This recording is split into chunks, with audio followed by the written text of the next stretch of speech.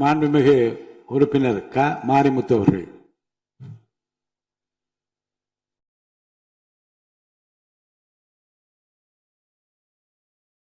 மாண்புமிகு பேரவைத் தலைவர் அவர்களுக்கு என்னுடைய அன்பான வணக்கத்தினை தெரிவித்துக் கொள்கிறேன். இன்று பிறந்தநாள் விழா காணும் நம்முடைய தமிழக முதலமைச்சர் அவர்கள் நீடூடி வாழ்ந்து பல சாதனைகள் தமிழ்நாட்டிற்கு புரிய வேண்டும் என்று இந்திய கம்யூனிஸ்ட் கட்சியின் சார்பில் நாங்கள் மனதார வாழ்த்துகிறோம்.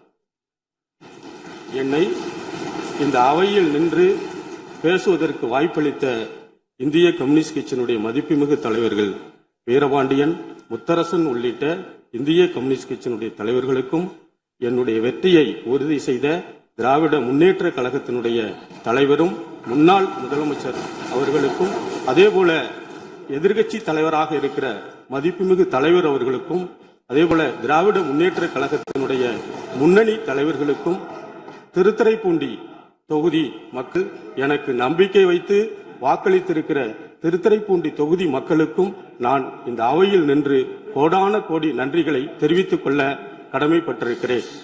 நான் ஆளுநர் உரையை படித்து பார்த்தோம்.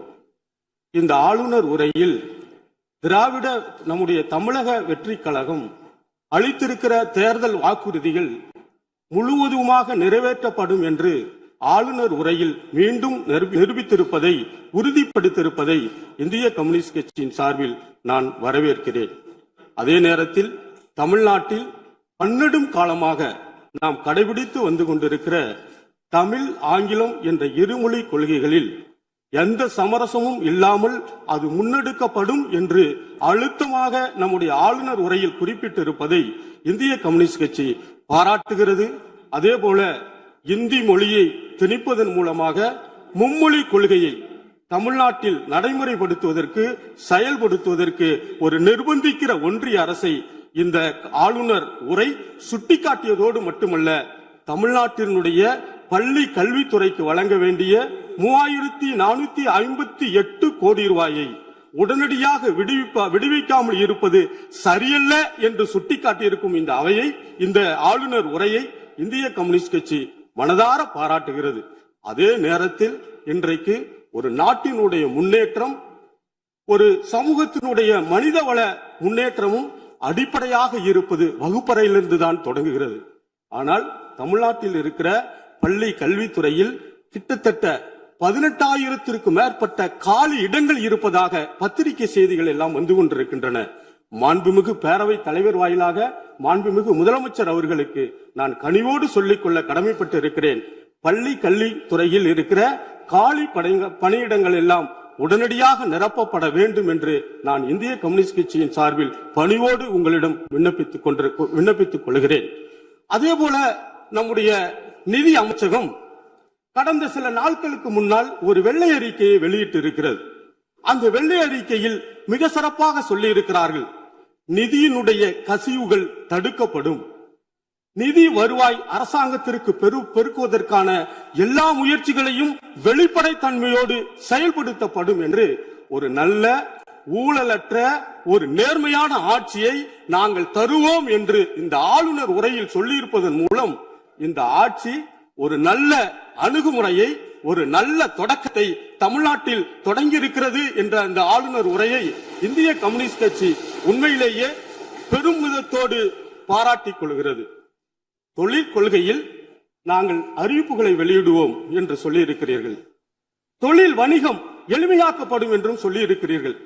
ஆனால் இந்த தொழில் கொள்கைகளுக்கு பின்னால் இருக்கிற வெறும் பில்லராக இருக்கிற இந்த தொழில் கட்டமைப்பையே உருவாக்குகிற தொழிலாளர்களுடைய நலன், தொழிலாளர்களுடைய சட்ட உரிமை, தொழிலாளர்களுடைய கண்ணியமான வாழ்க்கைக்கான ஊதியம், தொழிலாளர்களுடைய ஓய்வூதியம், எதை பற்றியுமே இந்த கவர்னர் உரை பேசாமல் கடந்து போயிருக்கிறது. மாண்புமிகு முதல்வர் அவர்களே, பேரவை தலைவர் அவர்களே, இந்த தொழிலாளர்கள் நலன் குறித்து நாம் கவலையோடு பரிசீலிக்க வேண்டி இருக்கிற கட்டாயம் இருக்கிறது. ஏனென்று சொன்னால் ஒன்றிய அரசு இன்றைக்கு தொழிலாளர்களுக்கு எதிராக 4 சட்டங்களை வடிவமைத்து நடைமுறைப்படுத்திக் கொண்டிருக்கிறார்கள். தமிழ்நாட்டிலும் அது நடைமுறைக்கு வந்துவிட்டால் நிச்சயமாக தொழிலாளர்களுடைய நலன் எதிர்காலம் இன்றைக்கு மிகப்பெரிய கேள்விக்குறியாகி விடுமோ என்ற அச்சம் வந்திருக்கிறது. எனவே மாண்புமிகு பேரவை தலைவரின் வாயிலாக கவனம் பெற வேண்டும் என்பதற்காக இந்த கருத்தை நான் கூறிக்கொள்ள கடமைப்பட்டிருக்கிறேன். தூய்மை பணியாளர்கள் ஊரக வளர்ச்சியாக இருந்தாலும் சரி, நகர்ப்புற வளர்ச்சியாக நகர்ப்புறமாக இருந்தாலும் சரி, சமூகத்தின் ஒடுக்கப்பட்ட பகுதியில் இருந்து வேலை செய்கிறவர்கள், அன்றாடம் வாழ்க்கைக்காக வாழ்ந்து கொண்டிருக்கிறவர்கள், அவர்கள் எல்லாம் தனியாருக்கு விடப்படும் என்று பத்திரிகை செய்திகளை நாங்கள் பார்த்தோம். அவர்களுடைய உழைப்பு, அவர்களுக்கான வாழ்வியலை பெரும் முதலாளிகள் கையில் ஒப்படைத்து விடாதீர்கள். காரணம், இந்த அரசு மிக எளிய பின்னணியை கொண்ட அமைச்சர்கள் எல்லாம் இந்த அவையில் அலங்கரித்துக் கொண்டிருக்கிறார்கள். நாங்கள் பெருமையாக பார்க்கிறோம். அதுவும் மக்களுடைய பிரச்சனைகளை மக்களுடைய துணையோடு உறுதுணையோடு நாங்கள் நிறைவேற்றுவோம் என்று வெளிப்படை தன்மையோடு கூட இந்த அரசு ஆளுநர் உரையில் சொல்லிக் கொண்டிருக்கிறது. எனவே மக்களுக்கான அடிப்படையான பொருளாதார முன்னேற்றம், சமூக கட்டமைப்பில் மேம்பாடு செய்தல், இது அத்தனைக்கும் அடிப்படையானது உள்ளாட்சி தேர்தல். இந்த உள்ளாட்சி தேர்தல் கடந்த 2 ஆண்டுகளுக்கு மேலாக நடைபெறாமல், ஊரக வளர்ச்சியில் இந்த ஊரக உள்ளாட்சி துறையில் நடைபெறாமல் இருக்கிற காரணத்தினால் மக்களுக்கான பல அடிப்படை பணிகள் கொண்டு போய் சேர்ப்பதில் ஒரு பெரும் சிரமம் ஏற்பட்டிருக்கிறது. இன்றைக்கு என்னுடைய சொந்த தொகுதியிலேயே திருத்துறைப்பூண்டி தொகுதியில் மிக பெரும் பிரச்சனையாக உருவெடுத்திருப்பது குடிநீர் பிரச்சனை. வேதாரண்யம் கூட்டு குடிநீர் திட்டம், கொள்ளிடம் ஆற்றில் இருந்து தண்ணீர் எடுக்கப்பட்டு வேதாரண்யத்தை கொண்டு போகிற அந்த திட்டத்தை திருத்துறைப்பூண்டி தொகுதிக்கும் தனியாக வேண்டும் என்று அப்பொழுது முதலமைச்சராக இருந்த டாக்டர் கலைஞர் அவர்களுடைய ஆட்சி காலத்தில் திருத்துறைப்பூண்டி தொகுதிக்கு கொடுக்கப்பட்டது 30 ஆண்டுகளுக்கு முன்னால். ஆனால் இன்றைக்கு அந்த பகுதியில் குடிநீர் பிரச்சனை, அந்த தஞ்சாவூர் மாவட்டத்தில் இருக்கிற திருவைக்காவூர் என்ற இடத்திலிருந்தும் எடக்குடி என்ற இடத்திலிருந்தும் அந்த தண்ணீர் எடுக்கப்படுகிறது. அந்த தண்ணீரில் ஒரு போர்வெல் சுத்தமாக செயலிழந்து போயிருக்கிற காரணத்தினால் திருத்துறைப்பூண்டி தொகுதிக்கு முழுவதுமாக தண்ணீர் வரவில்லை, கொடுக்க முடியவில்லை. அன்றாடம் பெரும் சட்ட ஒழுங்கு பிரச்சனை இருக்கிறது. இங்கே மாவட்ட ஆட்சி தலைவரிடம் நான் நேரடியாக பலமுறை விவாதித்திருக்கிறேன். அதனுடைய குடிநீர் வழங்கல் துறை அதிகாரிகளிடம் நான் நேரடியாக பலமுறை சொல்லி இருக்கிறேன். இந்த குடிநீர் வழங்கல் துறையினுடைய நம்முடைய செயலாளர், முதன்மை செயலாளரை நான் சென்னையில் சந்தித்திருக்கிறேன். ஆனாலும் குடிநீர் பிரச்சனை எங்களுடைய திருத்துறைப்பூண்டி தொகுதியில் தீர்க்கப்படாமல் இருக்கிறது. நான் அதிகாரிகளை தொடர்பு கொண்டு கேட்டபோது அது தனியாரிடம் குடிநீர் வழங்குவதற்காக ஒப்பந்தங்கள் வழங்கப்பட்டு இருக்கிறதாக சொல்லுகிறார்கள். ஆனால் அந்த ஒப்பந்தக்காரர் குடிநீர் வழங்குவதில் மெத்தன போக்கடி இருக்கிறார் என்பதனை நான் இங்கே பதிவு செய்ய கடமைப்பட்டிருக்கிறேன். எங்களுடைய தொகுதி மக்கள் குடிப்பதற்கு தவித்த வாய்க்கு தண்ணீருக்கு அல்லல் பட்டுக் கொண்டிருக்கிறார்கள் என்பதனை நான் முதலமைச்சரின் பார்த்து இருகரம் கூப்பி கேட்கிறேன். தீர்த்து வையுங்கள் என்று நான் முதலமைச்சர் அவர்களின் வாயிலாக இதை நான் மன்றாடி கேட்டுக் கொள்கிறேன். ஏனென்று சொன்னால் பெரும் பிரச்சனையாக திருத்துறைப்பூண்டியில் குடிநீர் பிரச்சனை உருவெடுத்து போயிருக்கிறது. இன்னொன்றையும் நான் இந்த அவைக்கு சொல்லிக்கொள்ள கடமைப்பட்டிருக்கிறேன். ஜூன் 12ஆம் தேதி எப்பொழுதும் போல் காவிரியில் தண்ணி மேட்டூர் அணை திறக்கப்பட்டு எங்களுடைய பகுதிகளுக்கு விவசாயம் பணி தொடங்கப்படும். ஆனால் இந்த ஆண்டு விவசாயத்திற்காக தண்ணீர் திறக்கப்படாத காரணத்தினால் விவசாயம் பொய்த்து போயிருக்கிறது. கூட்டுறவு கடனில் வாங்கிய கடன்கள் எல்லாம் இன்றைக்கு ஒரு மிகப்பெரிய அளவில் கடன் சுமை ஏறிக்கொண்டே இருக்கிறது. முதலமைச்சர் அவர்களும் நம்முடைய தமிழக வெற்றி கழகமும் நாங்கள் ஆட்சிக்கு வந்தால் 5 ஏக்கருக்கு உள்ளாக இருக்கிற சிறு குறு விவசாயிகளுடைய கடன்கள் முழுவதுமாக நாங்கள் தள்ளுபடி செய்வோம் என்று நம்முடைய தேர்தல் வாக்குறுதியிலேயே இருக்கிறது. ஆனால் நாம் தள்ளுபடி செய்திருக்கிறோம், பாராட்டுகிறோம். ஆனால் அந்த சிறு குறு விவசாயிகளுக்கான அளவீடு என்பது நிலத்தின் அளவீடு இல்லாமல் அது தொகையின் அளவீடாக இருக்கிறது.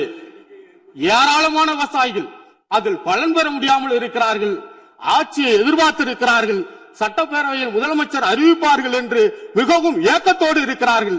அதை செய்து தருவார்கள் என்ற நம்பிக்கையோடு பயிர் கடன்கள் முழுவதுமாக தள்ளுபடி செய்வதற்கு இந்த ஆட்சி முயற்சி செய்யப்பட வேண்டும் என்று நான் பணிவோடு கேட்டுக்கொள்கிறேன். அதே போல எங்களுடைய பகுதிக்கு எங்களுடைய பகுதி திருத்துறைப்பூண்டி, நம்முடைய கன்னியாகுமரி, சென்னை தேசிய தொழில்தட சாலை மிகப்பெரிய அளவில் மன்னார்குடி வரை வந்திருக்கிறது. ஆனால் அந்த சாலை திருத்துறைப்பூண்டி வழியாக நமக்கு வேதாரண்யம் வரை செல்லுகிற போது அங்கே வரலாற்று சிறப்புமிக்க இடம் வேதாரண்யம். ராஜாஜி அவர்கள் உப்படுத்த வரலாறு உப்புக்கு வரி செலுத்திய போது காந்தியினுடைய அழைப்பை ஏற்று வரலாற்று சிறப்புமிக்க வேதாரண்யத்தில் உப்பு எடுத்த இடம் வேதாரண்யத்தினுடைய வரலாற்று சிறப்புமிக்க இடம். அதே போல வேதாரண்யத்தில் மிக சிறப்பாக மல்லிகை பூ உற்பத்தி செய்யப்படுகிறது. மீன் வளம் மிகப்பெரிய அளவில் இருக்கிறது. எனவே அந்த தொழில் வளத்தை பெருக்குவதற்கு நீங்கள் மன்னார்குடியோடு நிறுத்தி இருக்கிற அந்த கன்னியாகுமரி சென்னை தேசிய தொழில்தட சாலையை திருத்துறைப்பூண்டி வழியாக நீங்கள் நமக்கு வேதாரண்யம் வரை கொண்டு செல்லப்பட வேண்டும் என்று நான் பணியோடு கேட்டுக்கொண்டு, எங்களுடைய தொகுதியில் வெள்ளக்குடி அரசு ஆரம்ப சுகாதார நிலையம் இருக்கிறது. அந்த ஆரம்ப சுகாதார நிலையம் கிட்டத்தட்ட 80 ஆண்டுகளுக்கு முன்னால் கட்டப்பட்ட அந்த ஆரம்ப சுகாதார நிலையம் இன்றைக்கு சிதிலம் அடைந்து கொட்டி போய்விட்டது. உடனடியாக நான் அந்த இடத்திற்கே சென்று மாவட்ட ஆட்சித்தலைவர், மாவட்ட சுகாதார அலுவலர் அவர்களை எல்லாம் சந்தித்து மாற்று இடத்திற்கு வைத்திருக்கிறோம். மாண்புமிகு அமைச்சர் அவர்களிடமும் நான் நேரடியாக வந்து மனு அளித்திருக்கிறேன். உடனடியாக அதுக்கு நிதி ஒதுக்கீடு செய்து கிட்டத்தட்ட எளிய மக்கள் பயன்படுகிற மருத்துவமனை அந்த மருத்துவமனை அதை செய்து கொடுக்கப்பட வேண்டும் என்று கேட்டு திருத்துறைப்பூண்டியில் முத்துப்பேட்டையில் ஒரு அரசு கலை கல்லூரி இருக்கிறது. அந்த அரசு கலை கல்லூரி கடந்த ஆட்சியில் தொடங்கப்பட்டது. அதற்காக இப்பொழுது வாடகை கட்டிடத்தில் இருக்கிறது. மாண்புமிகு உயர்கல்வித்துறை அமைச்சர் அவர்களே எங்களுடைய மாவட்டத்திற்கு பொறுப்பு அமைச்சராக இருக்கிற காரணத்தினால் அந்த அரசு கலை கல்லூரிக்கு ஒரு புதிய கட்டுவதற்கான நிதியையும் ஒதுக்கீடு செய்யப்பட வேண்டும் என்று இந்த நேரத்தில் கேட்டுக்கொண்டு எனக்கு பேசுவதற்கு வாய்ப்பளித்த உங்களுக்கு நான் மீண்டும் ஒரு முறை இந்திய கம்யூனிஸ்ட் கட்சியின் சார்பில் நன்றியை தெரிவித்து விடைபெறுகிறேன். நன்றி, வணக்கம்.